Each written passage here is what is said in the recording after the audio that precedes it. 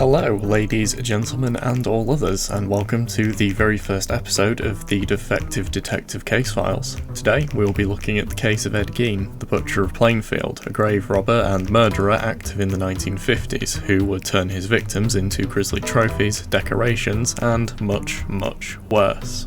Whilst I will be sticking to the facts in this video and do very little to sensationalise Gein's crimes, I must of course offer a content warning here and now, as Gein's actions are genuinely some of the most disgusting I've ever read about. With that out of the way though, welcome to the channel and thank you for joining me as we dive headfirst into the troubled and disturbed mind of Ed Gein. It was a cold and bleak November day when Edward Theodore Gein emerged from his stinking, rat-infested house, wearing a summer jacket despite the cold and stormy weather.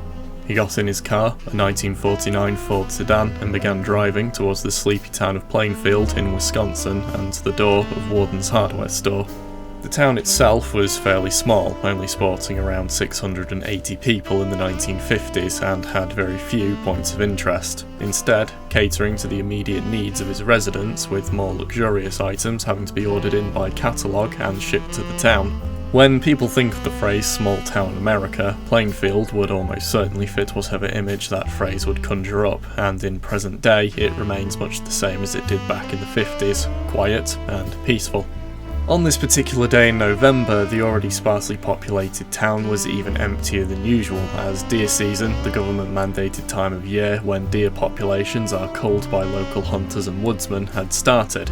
Ed Gein, though not a hunter himself, knew this, and had perhaps chosen this time specifically to commit his second confirmed murder based on how empty the town would be.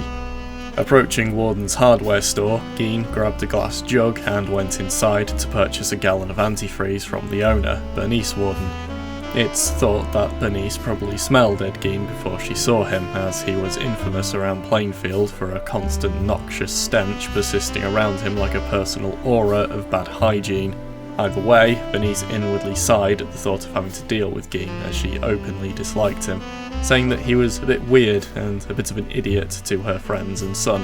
Ed had actually asked Bernice Warden out on dates on a few occasions, but quickly backpedaled whenever rejected, saying that he was only joking. Bernice quickly served Gein, writing out a receipt and stored it in the cash register. She had only just finished doing this when he reappeared in the store, asking to see a .22 caliber rifle hung on the wall. Bernice obliged and handed him the unloaded weapon before turning her back on him to look out the window. Gein then stealthily removed a .22 caliber bullet from his pocket, loaded it into the rifle and aimed at the back of Bernice's head, slowly squeezing the trigger. A .22 caliber bullet is actually deceptively lethal despite its small size. Even at close range it has the power to enter somebody's skull but not exit again, bouncing around slightly inside and causing even more damage to the brain. Mercifully, Bernice Warden died instantly, but the ordeal was far from over. Gein began covering his tracks immediately and tried to make everything look as though a robbery had gone wrong. He had plenty of time after all, knowing that the scene would not be discovered until later that evening when Bernice's son, Deputy Sheriff Frank Warden, returned home from hunting. Gein dragged the body of Bernice to his car, leaving a slug trail of blood on the floor as he did so, and then clumsily stuffed the body into the Ford sedan. Going back inside, he locked the door of the hardware store, closed the shutters, and once again left. Though very few people went to Warden's hardware store that day, those who did simply assumed Bernice had gone hunting with her son and left without further investigation. Later that day, Bernice's son Frank returned home to find the store locked and seemingly closed. Unlocking the door, he entered into a crime scene, finding the trail of blood and the store ransacked. Immediately calling for his other sheriffs to investigate the scene, he looked in the cash register and found the receipt for antifreeze Bernice had written that morning. Reading it, he said to his other officers, "He's done something to her." When asked who he was talking about, he showed them the receipt and snarled, "Eddie Gein." Meanwhile, Ed Gein was hard at work butchering Bernice Warden's body, and unfortunately the word butchering is used here with disgusting accuracy, as he had suspended the corpse from the roof of his barn by its wrists and ankles, decapitated it, scooped out the insides, washed it, and then left it to dry in the barn. What he was doing this for will become clear soon enough, but first we need to look back in time to Gein's childhood, and more crucially, the abusive upbringing he received from his mother.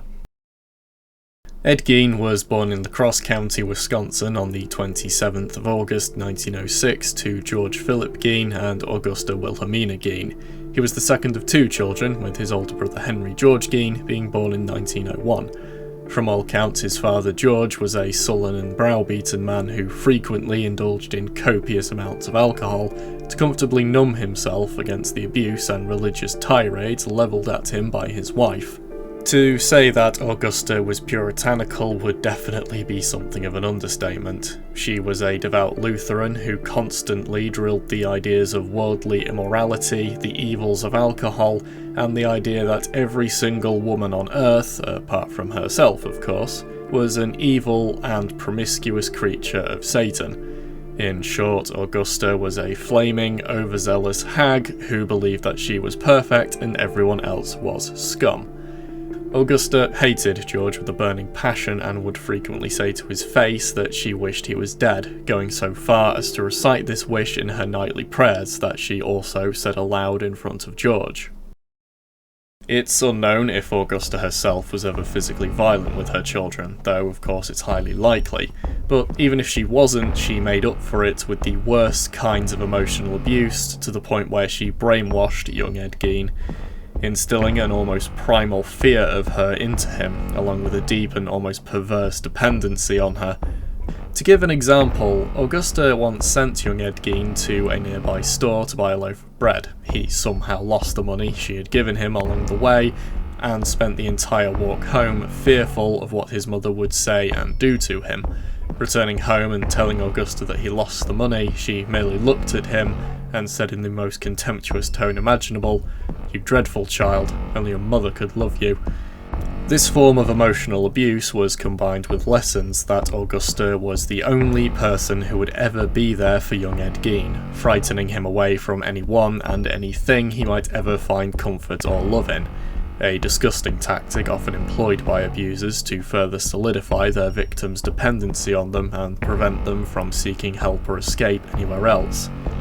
Augusta would also teach Ed and Henry on numerous occasions that women were evil creatures that only existed as temptresses to seduce men into lives of sin and depravity, whilst also preaching that men were weak-willed and useless, instilling a deep feeling of worthlessness into both of them from a very young age, and destroying any chance at a normal, healthy relationship with any other woman. A toxic mix of the worst kinds of misogyny and misandry, all designed to keep her children dependent on her and her alone. For whatever reason, Ed received the brunt of this insidious behaviour from Augusta, whilst Henry managed to live a somewhat normal life at school and within the community of Plainfield when the family moved there to set up a farm. On said farm, Augusta quickly established further dominance by turning away any visitors that might influence her boys, and by keeping the house in immaculate order. On many occasions, Ed, Henry and George were afraid to even sit down in case they dirtied any of the furniture and set Augusta off on a vicious tirade about how revolting and disgusting they were. Cleanliness was next to godliness after all, but judging by how everyone in Plainfield could later identify Ed Gein by stench alone, it was a lesson that had obviously not caught on. At school, Ed was a shy and timid boy with various strange mannerisms such as random laughter, and often being caught staring at people with a lost, daydreaming expression on his face. What few friends he did manage to find, he was soon frightened away from by Augusta, who would always launch into an unhinged rant about how the families of Ed's new friends were debaucherous reprobates and forbade Ed from ever interacting with them again. Despite his poor social development, Ed did well academically at school with a particular fondness for reading.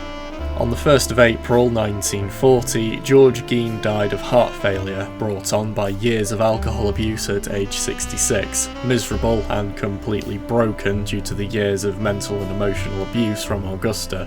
To help support the family, Ed and Henry began taking odd jobs around the town of Plainfield, as well as help maintain the family farm whilst Augusta took over a small shop George had established some years prior. Ed in particular was seen as a dependable and hard worker despite his strange mannerisms and permanent daydreaming expression.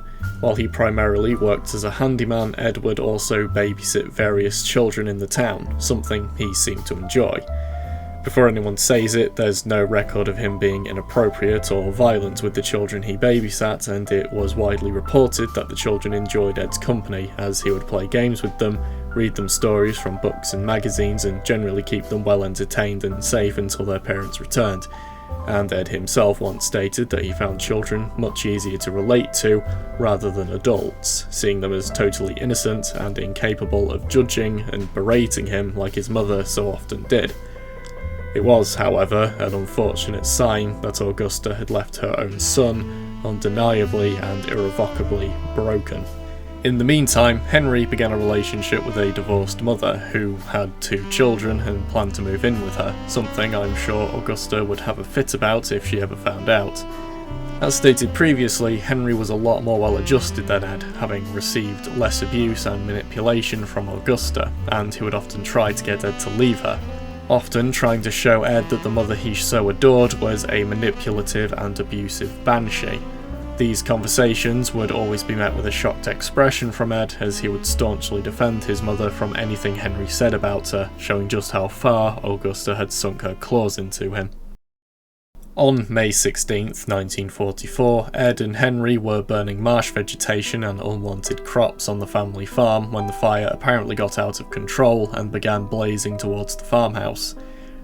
The fire was thankfully noticed by neighbours and was put out by the Plainfield Fire Department shortly after, but Ed would soon head into town to round up a search party to look for Henry, who had been missing since the fire first became uncontrollable.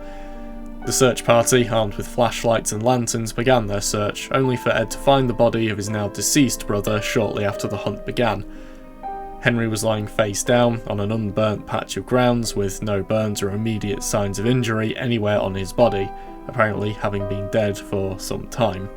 His death was soon officially put down to asphyxiation brought on by smoke inhalation.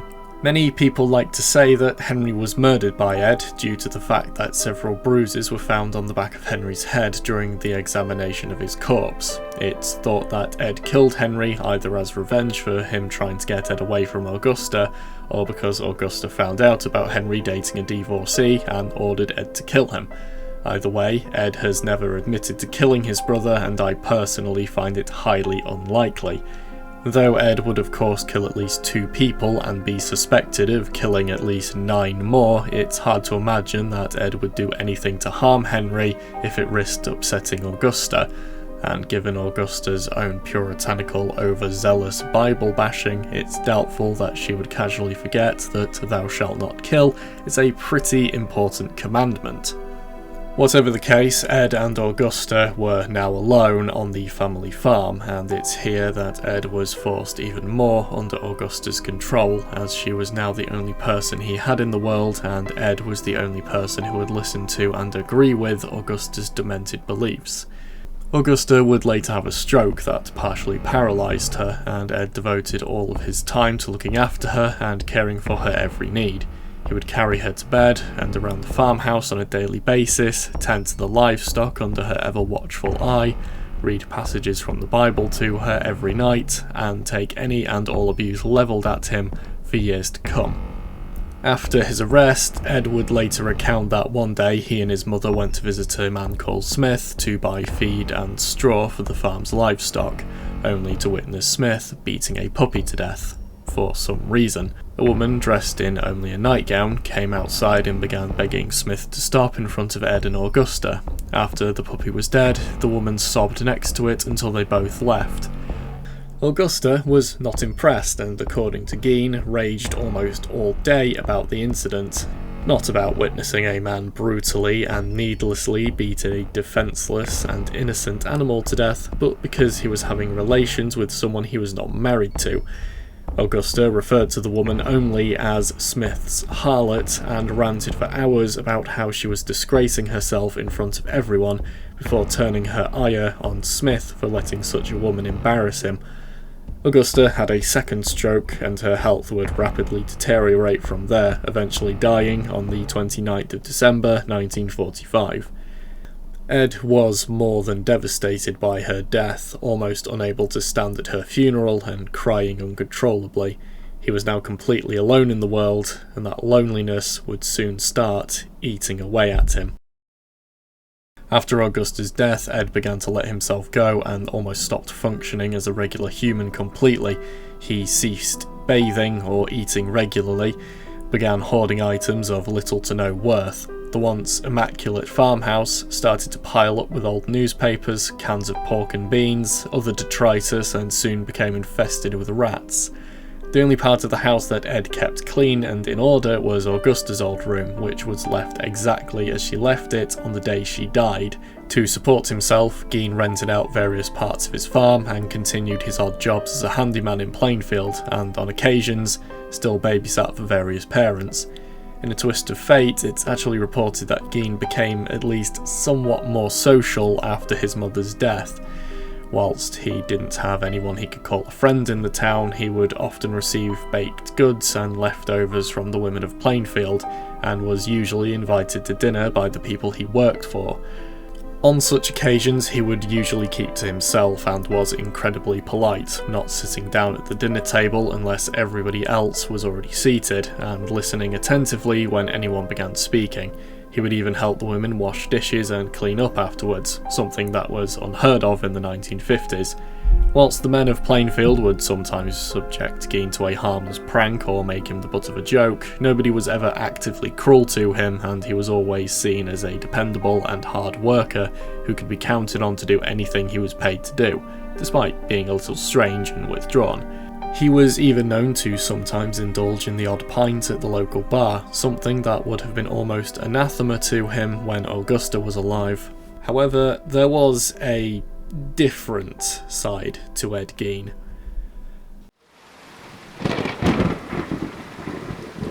Imagine for a second you are travelling through Plainfield in the 1950s. It's the dead of night and your car has broken down. Seeking help, you start out on foot and soon come across an old farmhouse that, despite being pitch black, has obvious signs of habitation. You knock on the front door but get no answer. You can hear something though, and desperate to find someone to assist you, decide to investigate. Going around the side of the building, the noises you hear get louder and louder, until eventually you're at the back of the house and facing the most bizarre and terrifying thing you have ever seen. What appears to be a naked woman is dancing under the full moon, a wig of straw-like hair flowing in the breeze. As your eyes become more accustomed to the light and the moon illuminates more of the figure, you notice the stitch marks running up its side and along its back. Your ears, now hypersensitive from fear, pick up the grunting and wheezing made by the figure. You stand there, paralysed, until it sees you. For a few seconds that seem to last an eternity, you and what you think is a woman stare at each other until the clouds shift and the moon once again illuminates the figure. You see that the woman's face is in actuality a mask made of human skin, being worn over the face of a middle-aged man.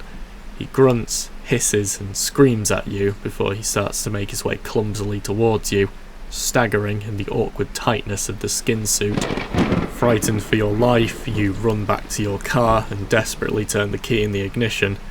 Thankfully, it starts, and you drive as fast as possible away from Plainfield. What you just witnessed was the true nature of Ed Gein, the ghoul of Plainfield. If you'll remember, I mentioned earlier that Bernice Worden was Gein's second confirmed murder. His first is confirmed to be that of a local bar owner called Mary Hogan, a woman of German descent who Gein apparently had something of a crush on.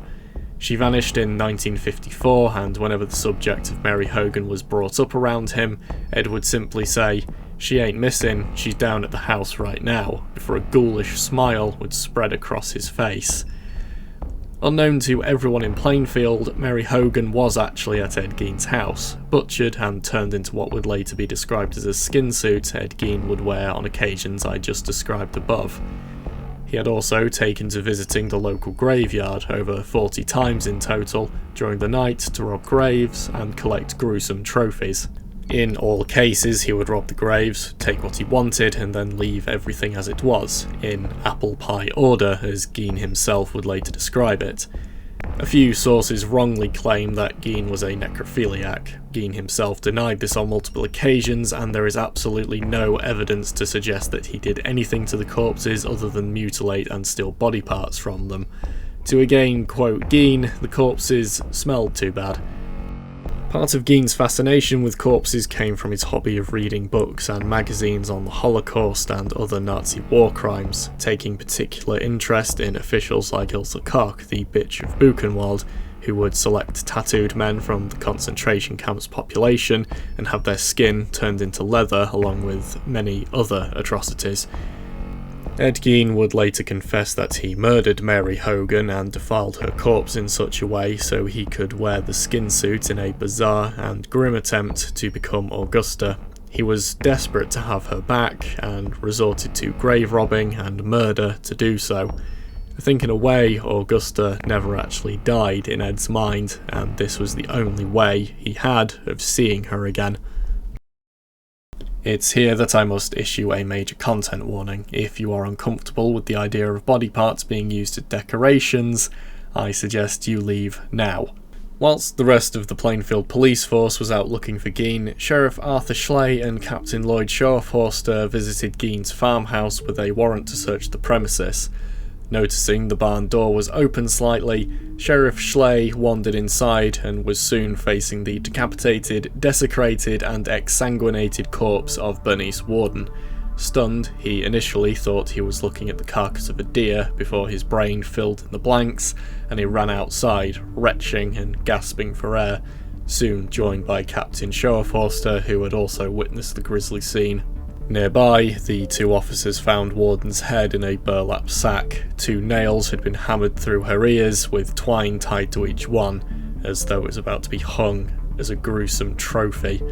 After spending a long moment outside to ready themselves for what came next, the two entered Gein's festering, rat-infested house, with only flashlights to illuminate their way in the pitch-black house.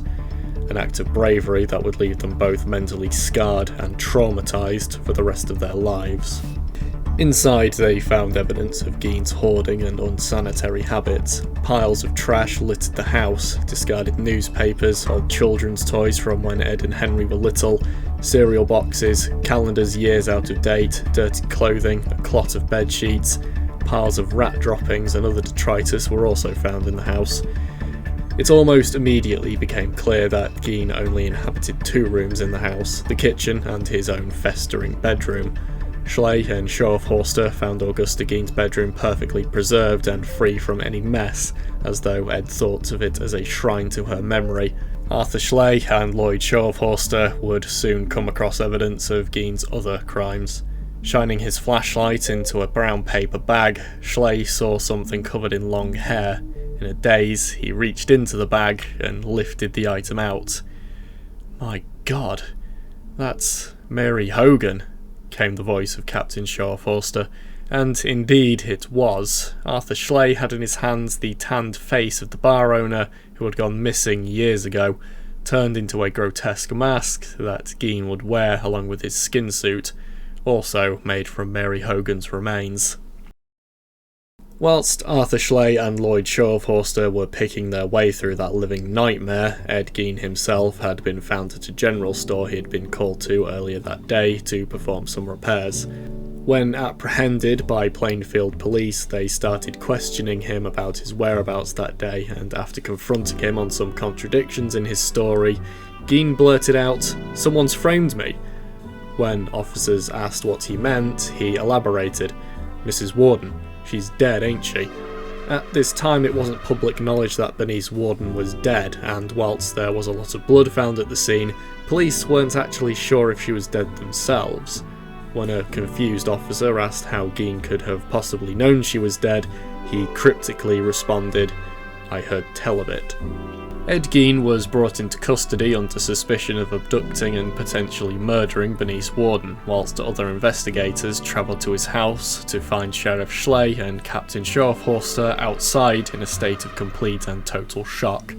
When journalists inevitably flocked to the scene and tried to interview Sheriff Schley, all he could say was, "It's too horrible. Horrible beyond words." Floodlights and searchlights were brought in to help illuminate the Gein household so investigators didn't have to pick through the house in the dark. Inside, investigators found something straight out of a nightmare. Almost as soon as the investigators entered the house, it became clear that Gein had been using human body parts to create bizarre and grotesque items of furniture. Searching through the house, they found 4 human noses, whole human bones and bone fragments, 9 masks, all made of human skin, several skulls that Ed Gein had turned into bowls, one of which had been used recently to hold soup, and another that had been used as what was later described as Gein's piss pot, 10 human female heads, all with the tops sawn off, chairs with seats made of human skin Gein had tanned into leather, Mary Hogan's face that had been turned into a mask, as previously mentioned, Bernice Worden's head in a burlap sack, 9 female genitalia that had been dried out and stored in a shoebox under Gein's bed, 4 human skulls atop Gein's bedposts, several organs in the refrigerator, as well as charred human organs found near Gein's stove, hinting at potential cannibalism, a pair of human lips on a drawstring for a pair of curtains, belt with human female nipples grafted onto it,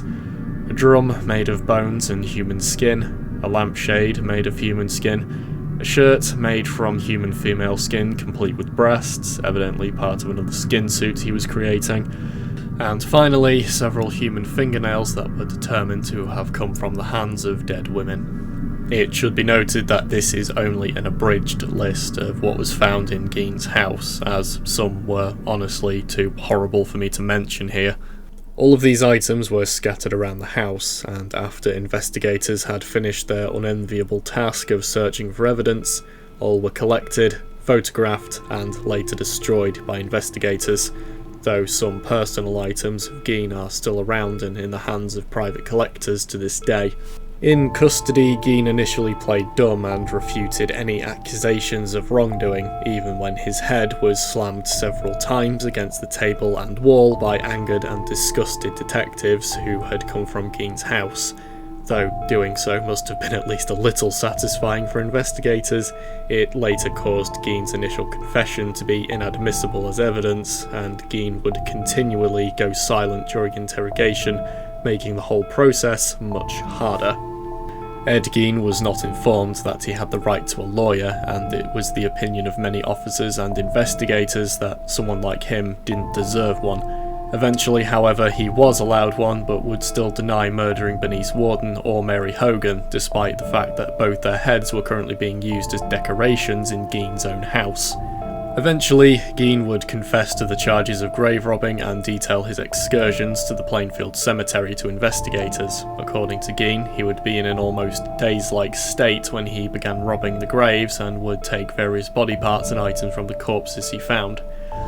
On some occasions, he would find a corpse that resembled his mother and bring them back to his home. There, he would tan the skin to make it into leather and create various macabre paraphernalia listed above. Gein had admitted to robbing 9 graves, and 2 of the ones he pointed out later were found to be completely empty, corroborating his story. Police would later exhume the bodies of 8 women in the Plainfield cemetery to find limbs, skin, and organs missing from them. Ed Gein's only 2 confirmed victims are that of Mary Hogan and Bernice Worden. However, given the amount of body parts found at Gein's house, it's suspected that he killed many more, as even with the 9 graves Gein confessed to robbing, there were still far too many items in his house than what he confessed could account for.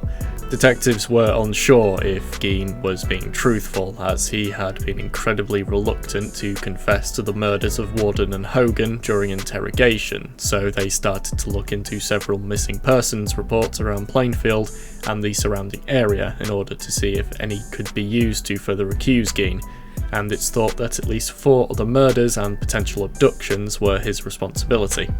8-year-old Georgia Weckler had been reported missing as she walked home from school. Evelyn Hartley, aged 15, had been abducted whilst babysitting, and a Ford sedan that matched Gein's own car was reported to be seen travelling towards Plainfield on the day she went missing. The final two murders thought to be committed by Gein were that of Victor Travis and Ray Burgess, who had vanished shortly after visiting Mary Hogan's bar in 1952. Gein was confirmed to have been in Hogan's bar at the same time as Travis and Burgess. Whilst these cases were never officially solved, many like to think that Gein is a likely culprit for these disappearances, me included. In the case of Georgia Weckler and Evelyn Hartley, it's reported that body parts of young women were found in Gein's house, though they were never determined to have come from Weckler or Hartley, as all these items were destroyed by police after they had served their purpose as evidence. In the case of Travis and Burgess, however, there are very few pieces of evidence that link their disappearance to Gein. Both were seen in Hogan's bar on the night they vanished, and Gein was present at the same time, but no body parts or items found in Gein's home were determined to have come from male corpses, and Gein's obsession seemed to lay purely with female anatomy. Gein's trial was held in 1968 without a jury by the request of Gein's defence lawyers, as news of Gein's actions had spread to many of the surrounding towns and cities, meaning a fair jury could not be guaranteed. Judge Robert H. Golmar presided over the trial, during which Gein testified that during Bernice Worden's murder he blacked out, and when he came to, Bernice was dead, but later recollected that he loaded the .22 caliber bullet into the rifle and then it was fired by accident. This, of course, raised the question of why he would load a rifle without the intention of firing it, but this was never answered. Judge Golmar ruled that Gein had murdered Bernice Worden but was not guilty by reason of insanity.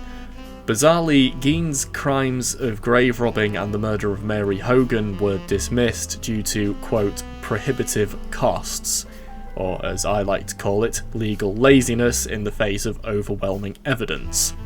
Because Gein was found legally insane, he would spend the rest of his life in a mental health institute, and it's there that Gein was diagnosed with schizophrenia, as he claimed to constantly hear his mother's voice long after her death.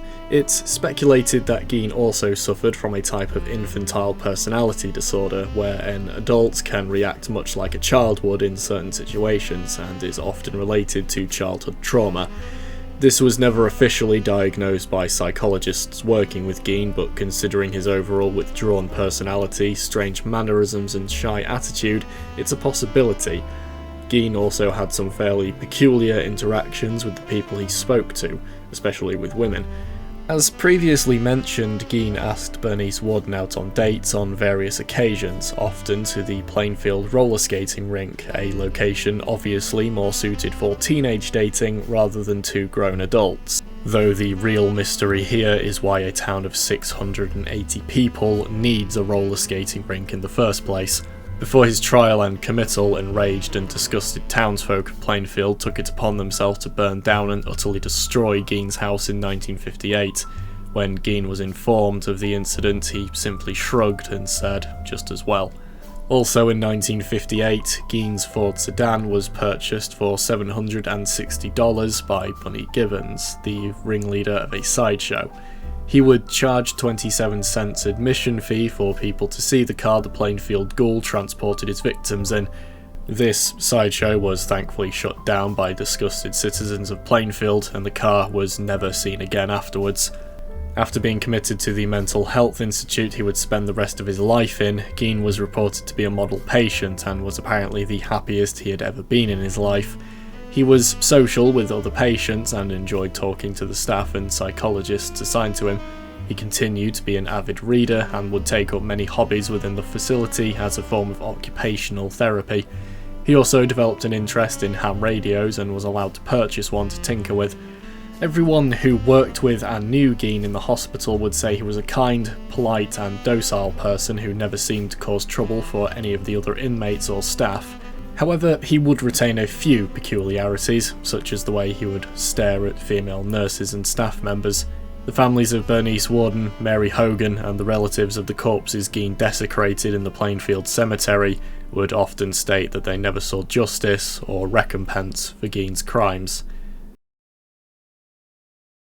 On the 26th of July 1984, Edward Theodore Gein, the Butcher of Plainfield, died of respiratory issues and heart failure related to cancer in Goodland Hall of the Mendota Mental Health Institute. He was buried next to his mother in the Plainfield Cemetery, and in a deeply ironic twist, his gravesite was often vandalised for many years after his burial, until eventually his entire headstone was stolen. It was later recovered, and now rests in a museum to deter further vandalism. Ed Gein's grave remains unmarked to this day. The story of Ed Gein has of course had a large and lasting impact on popular culture and horror media, with multiple references to him in books, film and even music. Many writers have taken inspiration from Gein's story, most famously by Robert Bloch, the author of the book Psycho, which was later adapted into a film of the same name by the legendary director Alfred Hitchcock. Norman Bates, the antagonist of Psycho, is almost a carbon copy of Ed Gein and has the same toxic infatuation with becoming his puritanical and overbearing deceased mother, though in Psycho he merely wears her clothing instead of going full Gein and wearing another person's skin. Leatherface from the Texas Chainsaw Massacre franchise is also heavily inspired by Gein, making furniture from human bones and wearing the skin of his victims over his face. The character of Buffalo Bill from Silence of the Lambs is a more direct reference to the Butcher of Plainfield, who kidnaps various women throughout the novel and film to turn them into a grotesque skin suit. Musician, filmmaker and complete badass Rob Zombie has also expressed that characters in the films Three from Hell, The Devil's Rejects and House of a Thousand Corpses were also based on Ed Gein. Closer to the time he was arrested, various newspapers reported a trend of dark humour related to Ed Gein, calling such jokes Geiners. They're terrible, by the way. During the 1950s to the present day, various alternative artists also used his name as a form of shock value, though expressed very little connection to his actual crimes. Various films that serve as dramatic retellings of Gein's crimes have also been produced, though most, if not all, are highly exploitative works that overly sensationalise his story to the point of them becoming utterly fictitious. Even today, Ed Gein remains a popular topic of discussion for psychologists, researchers and true crime channels such as this one. Here, though, ends the tale of Ed Gein, the ghoul, corpse eater and butcher of Plainfield. His story and crimes have had an irreversible impact on the world of true crime, and today he holds the same infamy as America's other monsters, such as Ted Bundy, John Wayne Gacy, Jeffrey Dahmer, and many, many more. And that's all there is to say about Ed Gein, the Butcher of Plainfield. His crimes have gone down as some of the most disturbing and gruesome in American history and are still being studied decades later. Psychologists still use him as a prime example as to what can happen when a parent's abuse and manipulations twist their children into being completely subservient. Gein was a victim of Augusta's mental and emotional manipulation to the point where he was completely broken as a person, unable to find purpose after her death. This, of course, does not excuse or lessen his actions, but serves as a constant reminder that it's nature and nurture that makes a person. Gein's brother Henry went on to live a somewhat normal life before his death, whilst Ed went down a different and much darker path that led him to become one of America's most infamous and reviled monsters. And that's all for our very first episode of the Defective Detective Case Files. Thank you so much for watching, and hopefully I'll see you in the next video. Until next time.